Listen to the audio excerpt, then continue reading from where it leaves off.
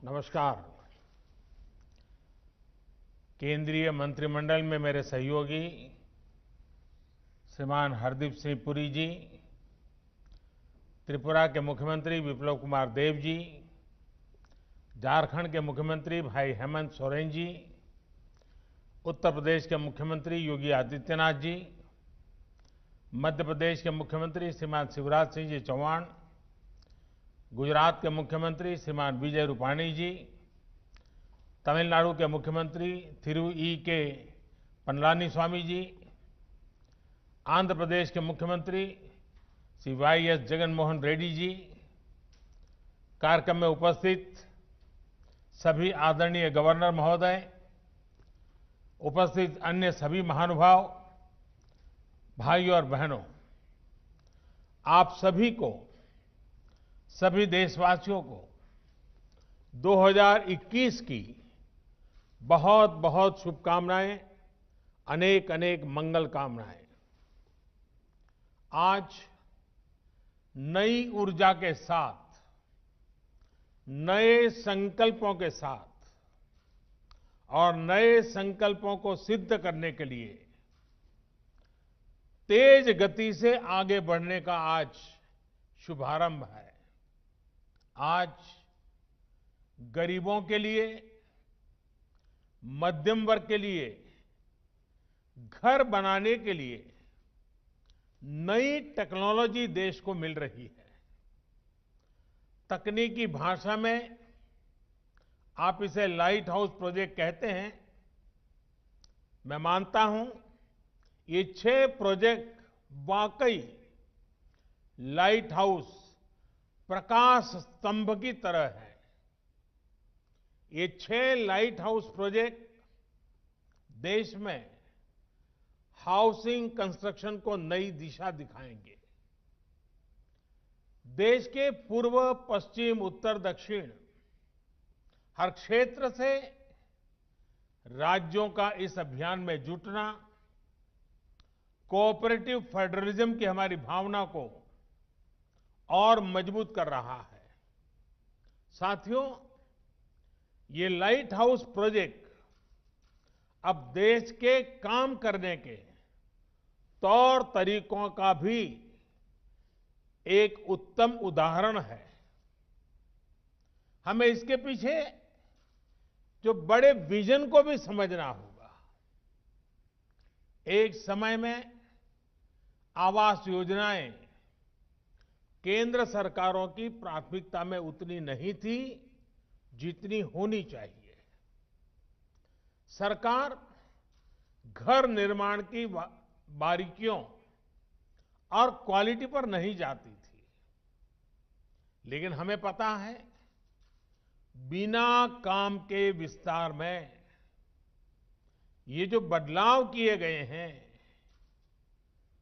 अगर ये बदलाव न होते कितना कठिन होता। आज देश ने एक अलग अप्रोच चुनी है, एक अलग मार्ग अपनाया है। साथियों, हमारे यहां ऐसी कई चीजें हैं जो प्रक्रिया में बदलाव किए बिना ऐसे ही निरंतर चलती जाती है, चलता है, होने दो। हाउसिंग से जुड़ा मामला भी बिल्कुल ऐसा ही रहा है। हमने इसको बदलने की ठानी। हमारे देश को बेहतर टेक्नोलॉजी क्यों नहीं मिलनी चाहिए? हमारे गरीब को लंबे समय तक ठीक रहने वाले घर क्यों नहीं मिलने चाहिए? हम जो घर बनाते हैं वो तेजी से पूरे क्यों ना हो? सरकार के मंत्रालयों के लिए ये जरूरी है कि वो बड़े और सुस्त स्ट्रक्चर जैसे ना हो, बल्कि स्टार्टअप की तरह चुस्त भी हो और दुरुस्त भी होने चाहिए।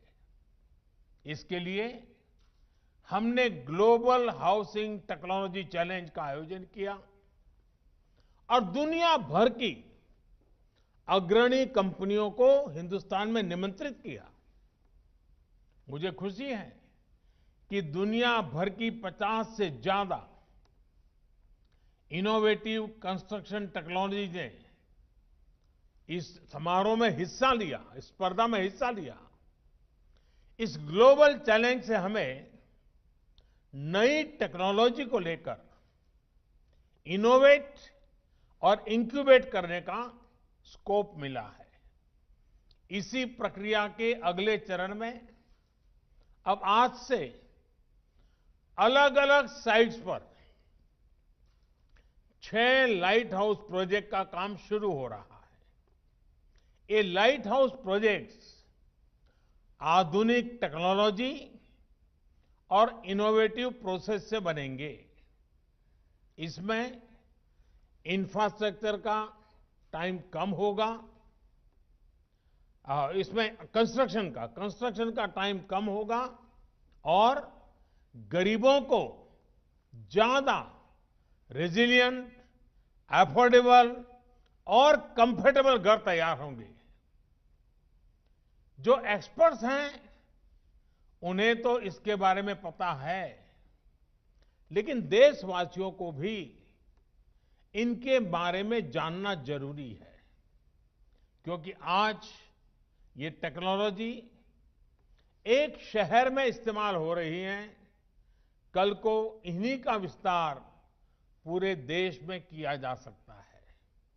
साथियों, इंदौर में जो घर बन रहे हैं वो उनमें ईंट और गारे की दीवारें नहीं होगी, बल्कि pre fabricated sandwich panel system इसमें इस्तेमाल होगा।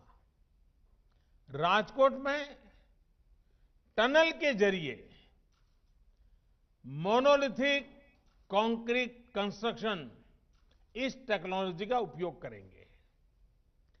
फ्रांस की इस टेक्नोलॉजी से हमें गति भी मिलेगी और घर आपदाओं को झेलने में ज्यादा सक्षम भी बनेगा। चेन्नई में अमेरिका और फिनलैंड की प्री कास्ट कंक्रीट सिस्टम का उपयोग करेंगे, जिससे घर तेजी से भी बनेगा और सस्ता भी होगा। रांची में जर्मनी के 3D कंस्ट्रक्शन सिस्टम से घर बनाएंगे। इसमें हर कमरा अलग से बनेगा और फिर पूरे स्ट्रक्चर को वैसे ही जोड़ा जाएगा जैसे लेगो ब्लॉक्स के खिलौनों को जोड़ते हैं। अगरतला में न्यूजीलैंड की स्टील फ्रेम से जुड़ी टेक्नोलॉजी से घर बनाए जा रहे हैं। जहां भूकंप का खतरा ज्यादा होता है, वहां ऐसे घर बेहतर होते हैं। लखनऊ में कनाडा की टेक्नोलॉजी यूज कर रहे हैं, जिसमें प्लास्टर और पेंट की जरूरत नहीं पड़ेगी और इसमें पहले से तैयार पूरी दीवारों का उपयोग किया जाएगा। इससे घर और तेजी से बनेंगे। हर लोकेशन पर 12 महीनों में 1000 घर बनाए जाएंगे। एक साल में 1000 घर। इसका मतलब ये हुआ कि प्रतिदिन 2.5 से 3 घर बनाने की एवरेज आएगी। एक महीने में करीब करीब 90-100 मकान बनेंगे और साल भर में 1000 मकान बनाने का लक्ष्य है। अगली 26 जनवरी के पहले इस काम में ये सफलता पाने का इरादा है। साथियों, ये प्रोजेक्ट एक प्रकार से इंक्यूबेशन सेंटर्स ही होंगे, जिससे हमारे प्लानर्स, आर्किटेक्ट्स, इंजीनियर्स और स्टूडेंट्स सीख पाएंगे और नई टेक्नोलॉजी एक्सपेरिमेंट कर पाएंगे। मैं देश भर की इस प्रकार की सभी यूनिवर्सिटी से आग्रह करता हूं, सभी इंजीनियरिंग कॉलेज से आग्रह करता हूं कि इस फील्ड में जुड़े हुए आपके प्रोफेसर्स, आपकी फैकल्टी, आपके स्टूडेंट्स 10-10, 15-15 के ग्रुप बनाएं। एक एक वीक के लिए इन 6 साइट पर रहने के लिए चले जाएं। पूरी तरह उसका अध्ययन करें। वहां की सरकारें भी उनको मदद करें और एक प्रकार से देश भर की हमारी यूनिवर्सिटी के लोग ये जो पायलट प्रोजेक्ट हो रहे हैं, एक प्रकार से इंक्यूबेटर्स हो रहे हैं, वहां जाकर के टेक्नोलॉजी, और मैं ये चाहूंगा कि हमें आंख बंद करके किसी टेक्नोलॉजी को अडॉप्ट करने की जरूरत नहीं है। हम देखें और फिर हमारे देश की जरूरत के हिसाब से, हमारे देश के संसाधनों के हिसाब से, हमारे देश की रिक्वायरमेंट के हिसाब से हम इस टेक्नोलॉजी का शेप बदल सकते हैं क्या, उसकी एक्टिविटी बदल सकते हैं क्या, उसके परफॉर्मेंस लेवल को बदल सकते हैं क्या। मैं पक्का मानता हूं हमारे देश के नौजवान ये देखेंगे, उसमें जरूर वैल्यू एडिशन करेंगे, कुछ नयापन जोड़ेंगे और सचमुच में देश एक नई दिशा में तेज गति से आगे बढ़ेगा। इसी के साथ साथ घर बनाने से जुड़े लोगों को नई टेक्नोलॉजी से जुड़ी स्किल अपग्रेड करने के लिए सर्टिफिकेट कोर्स भी शुरू किया जा रहा है। ये बहुत बड़ा काम है। हमने इसके साथ human resource development, skill development, इसको साइमल्टेनियस शुरू किया है। ऑनलाइन आप पढ़ सकते हैं, इस नई टेक्नोलॉजी को समझ सकते हैं, आप एग्जाम दे करके सर्टिफिकेट प्राप्त कर सकते हैं। ये इसलिए किया जा रहा है ताकि देशवासियों को घर निर्माण में दुनिया की बेस्ट टेक्नोलॉजी और मटेरियल मिल सके। साथियों, देश में ही आधुनिक हाउसिंग टेक्नोलॉजी से जुड़ी रिसर्च और स्टार्टअप्स को प्रमोट करने के लिए आशा इंडिया प्रोग्राम चलाया जा रहा है। इसके माध्यम से भारत में ही 21वीं सदी के घरों के निर्माण की नई और सस्ती टेक्नोलॉजी विकसित की जाएगी। इस अभियान के तहत 5 सर्वश्रेष्ठ तकनीकों को चयन भी किया गया है। अभी मुझे बेहतरीन कंस्ट्रक्शन टेक्नोलॉजी पर आधारित किताब और ऑनलाइन सर्टिफिकेट कोर्स नवरीति, इससे जुड़ी पुस्तकों के विमोचन का भी अवसर मिला। इनसे जुड़ी सभी साथियों को भी इस एक प्रकार से होलिस्टिक अप्रोच के लिए मैं सभी साथियों को बहुत बहुत बधाई देता हूं। साथियों, शहर में रहने वाले गरीब हो या फिर मध्यम वर्ग के, उन सब से और इन सब का एक सबसे बड़ा सपना क्या होता है? हर किसी का सपना होता है अपना घर। किसी को भी पूछिए, उसके मन में होता है भाई ये घर बना ले, बच्चों को जिंदगी अच्छी चली जाएगी। वो घर जिसमें उनकी खुशियां जुड़ी होती हैं, सुख दुख जुड़े होते हैं, बच्चों की परवरिश जुड़ी होती है, मुश्किल के समय एक गारंटी भी जुड़ी होती है कि चलो कुछ नहीं है तो ये अपना घर तो है ही है। लेकिन बीते वर्षों में अपने घर को लेकर लोगों का भरोसा टूटता जा रहा था। जीवन भर की पूंजी लगाकर घर खरीद तो लिया, पैसे तो जमा कर दिए, लेकिन घर कागज पर ही रहता था। घर मिल जाएगा इसका भरोसा नहीं रह गया था। कमाई होने के बावजूद भी अपनी जरूरत भर का घर खरीद पाएंगे, इसका भरोसा भी डगमगा गया था। वजह, क्योंकि कीमतें इतनी ज्यादा हो गई थी। एक और भरोसा जो टूट गया था वो ये कि क्या कानून हमारे साथ देगा कि नहीं देगा। अगर बिल्डर के साथ कोई झगड़ा हो गया, मुसीबत आ गई, तो ये भी एक चिंता का विषय था। हाउसिंग सेक्टर की ये स्थिति हो गई थी कि किसी गड़बड़ी की स्थिति में सामान्य व्यक्ति को ये भरोसा ही नहीं था कि कानून उसके साथ खड़ा होगा। और साथियों, इन सब से वो किसी तरह निपटकर आगे बढ़ना भी चाहता था। तो बैंक की ऊंची ब्याज, कर्ज मिलने में होने वाली मुश्किलें उसके और इन सपनों को फिर एक बार नीचे पस्त कर देती थी। आज मुझे संतोष है कि बीते 6 वर्षों में देश में जो कदम उठाए गए हैं उसने एक सामान्य मानवी का, खास करके मेहनतकश मध्यम वर्गीय परिवार का ये भरोसा लौटाया है कि उसका भी अपना घर हो सकता है, अपना मालिकी का घर हो सकता है। अब देश का फोकस है गरीब और मध्यम वर्ग की जरूरतों पर। अब देश ने प्राथमिकता दी है शहर में रहने वाले लोगों की संवेदनाओं को, उनकी भावनाओं को। प्रधानमंत्री आवास योजना के तहत शहरों में बहुत ही कम समय में लाखों घर बनाकर दिए जा चुके हैं। लाखों घरों के निर्माण का काम जारी भी है।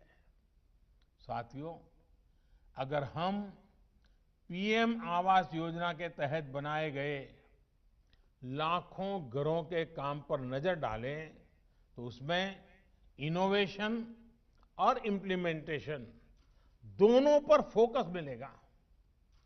बिल्डिंग मटेरियल से में स्थानीय जरूरतों और घर के मालिक की अपेक्षाओं के अनुसार इनोवेशन नजर आएगा।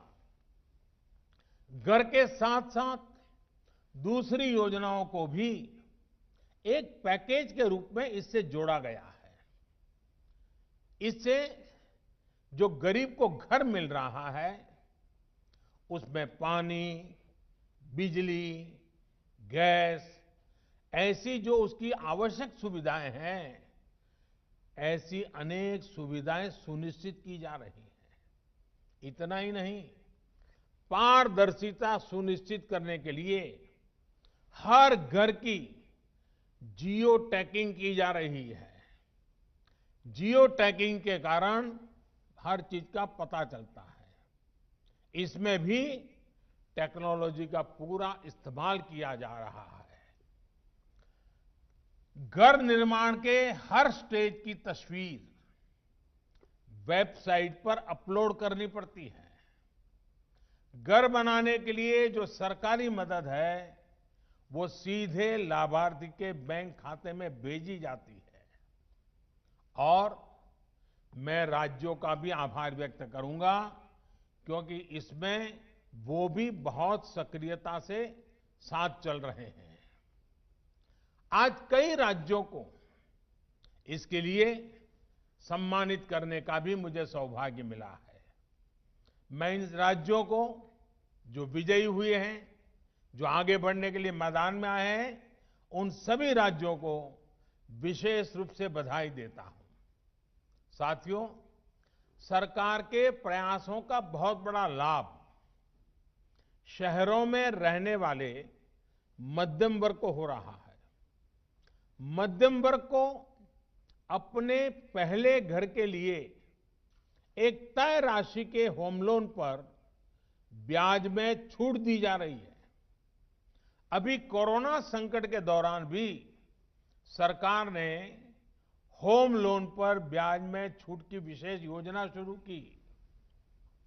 मध्यम वर्ग के साथियों के जो घर बरसों से अधूरे पड़े थे, उनके लिए 25,000 करोड़ रुपए का विशेष फंड भी बनाया गया है।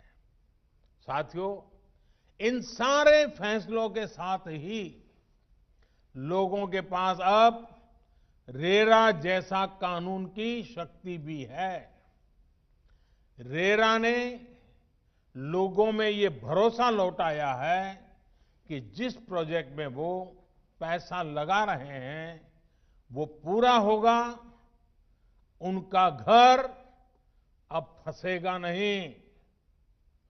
आज देश में लगभग 60,000 रियल एस्टेट प्रोजेक्ट्स रेरा के तहत रजिस्टर्ड है। इस कानून के तहत हजारों शिकायतों का निपटारा किया जा चुका है, यानी हजारों परिवारों को उनका घर मिलने में मदद मिली है। साथियों, हाउसिंग फॉर ऑल यानी सबके लिए घर, इस लक्ष्य की प्राप्ति के लिए जो चौतरफा काम किया जा रहा है, वो करोड़ों गरीबों और मध्यम वर्ग परिवारों के जीवन में बड़े परिवर्तन ला रहा है। ये घर गरीबों के आत्मविश्वास को बढ़ा रहे हैं। ये घर देश के युवाओं के सामर्थ्य को बढ़ा रहे हैं। इन घरों की चाबी से कई द्वार एक साथ खुल रहे हैं। जब किसी को घर की चाबी मिलती है ना, तब वो दरवाजा या चार दीवार इतना तक नहीं होता है। जब घर की चाबी हाथ आती है तो एक सम्मानपूर्ण जीवन का द्वार खुल जाता है, एक सुरक्षित भविष्य का द्वार खुलता है। जब घर के मकान के मालिकी का हक आ जाता है, चाबी मिलती है, तब बचत का भी द्वार खुलता है, अपने जीवन के विस्तार का द्वार खुलता है। 5-25 लोगों बीच में, समाज में, ज्ञाति में, बिरादरी में एक नई पहचान का द्वार खुल जाता है, एक सम्मान का भाव लौट आता है, आत्मविश्वास पनपता है। ये चाबी लोगों के विकास का, उनकी प्रगति का द्वार भी खोल रही है। इतना ही नहीं, ये चाबी भले ही दरवाजे की चाबी होगी, लेकिन वो दिमाग के भी वो ताले खोल देती है, जो नए सपने संजोने लग जाता है, नए संकल्प से की ओर बढ़ चलता है और जीवन में कुछ करने के सपने नए तरीके से बुनने लग जाता है। इस चाबी की इतनी ताकत होती है। साथियों, पिछले साल कोरोना संकट के दौरान ही एक और बड़ा कदम भी उठाया गया है। ये कदम है एफोर्डेबल रेंटल हाउसिंग कॉम्प्लेक्स। ये योजना, इस योजना का लक्ष्य हमारे वो श्रमिक साथी हैं जो एक राज्य से दूसरे राज्य में या फिर गांव से शहर आते हैं। कोरोना के पहले तो हमने देखा था कि कुछ जगह से अन्य राज्य से आए लोगों के लिए अनाप शनाप कभी कभी बातें बोली जाती थी, उनको अपमानित किया जाता था। लेकिन कोरोना के समय सारे मजदूर अपने अपने यहां वापस गए तो बाकियों को पता चला कि इनके बिना जिंदगी जीना कितना मुश्किल है, कारोबार चलाना कितना मुश्किल है, उद्योग धंधे चलाना कितना मुश्किल है। और हाथ पैर जोड़ करके लोग लगे, वापिस आओ, वापिस आओ। कोरोना ने हमारे श्रमिकों के सामर्थ्य को, सम्मान को, जो लोग स्वीकार नहीं करते थे, उनको स्वीकार करने के लिए मजबूर कर दिया। हमने देखा है कि शहरों में हमारे इन श्रमिक बंधुओं को उचित किराए पर मकान उपलब्ध नहीं हो पाते। इसके कारण छोटे छोटे कमरे में बड़ी संख्या में श्रमिकों को रहना पड़ता है। इन जगहों पर पानी, बिजली, टॉयलेट से लेकर अस्वच्छता, ऐसी अनेक समस्याएं भरी पड़ी रहती है। राष्ट्र की सेवा में अपना श्रम लगाने वाले ये सभी साथी गरिमा के साथ जीवन जिए, ये भी हम सभी देशवासियों का दायित्व है।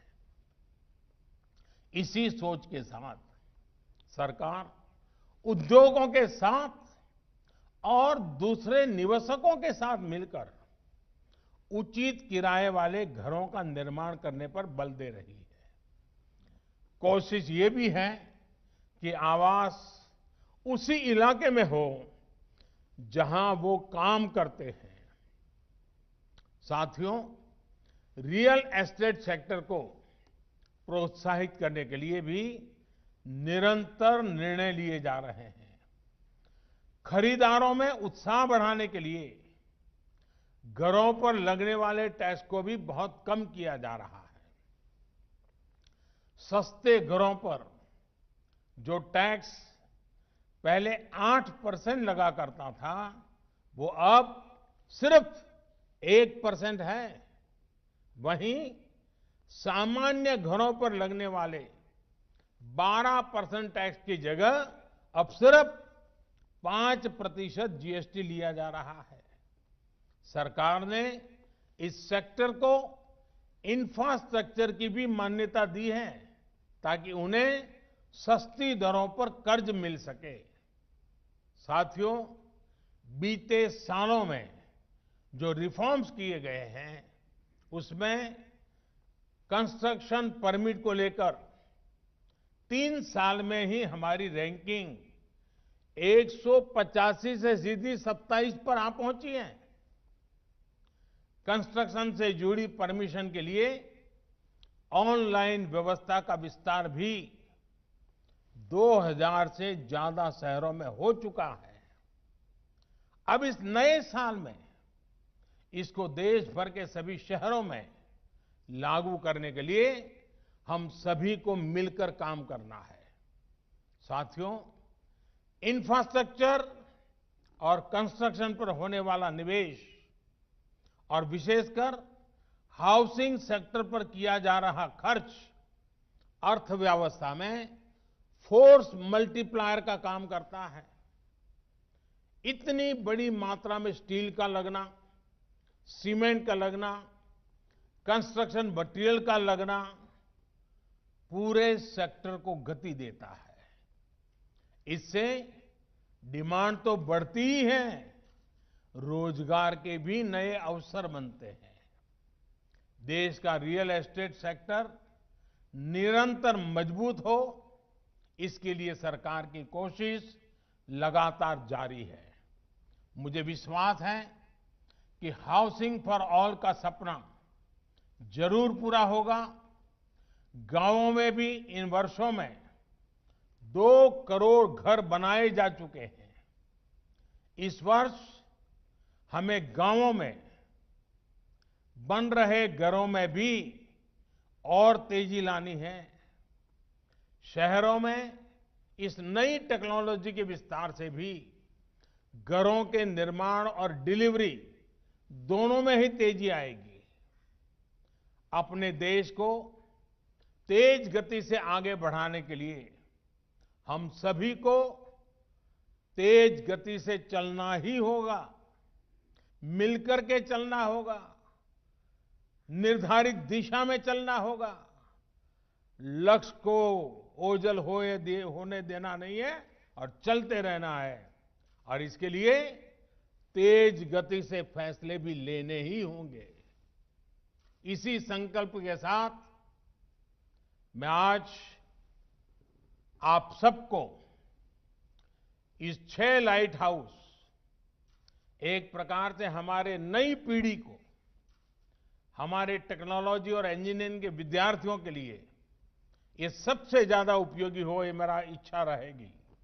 मैं चाहूंगा सभी यूनिवर्सिटीज को, मैं चाहूंगा सभी कॉलेजेस को, इस प्रकार के जो महत्वपूर्ण प्रोजेक्ट होते हैं उसका अध्ययन करना चाहिए, जाकर के देखना चाहिए कि कैसे हो रहा है, कि टेक्नोलॉजी का उपयोग कैसे होता है, हिसाब किताब कैसे लगाया जाता है। ये अपने आप में शिक्षा का बहुत बड़ा एक दायरा बन जाएगा।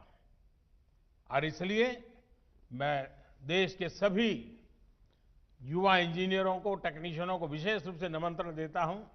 इस लाइट हाउस से जितनी लाइट वो ले सकते हैं लें, और अपनी लाइट जितनी उसमें डाल सकते हैं डालें। अपने दिमाग की लाइट जितनी लगा सकते हैं लगाएं। आप सबको इस नव वर्ष की बहुत बहुत शुभकामनाएं। इस 6 लाइट हाउस के लिए बहुत बहुत शुभकामनाएं। बहुत बहुत धन्यवाद।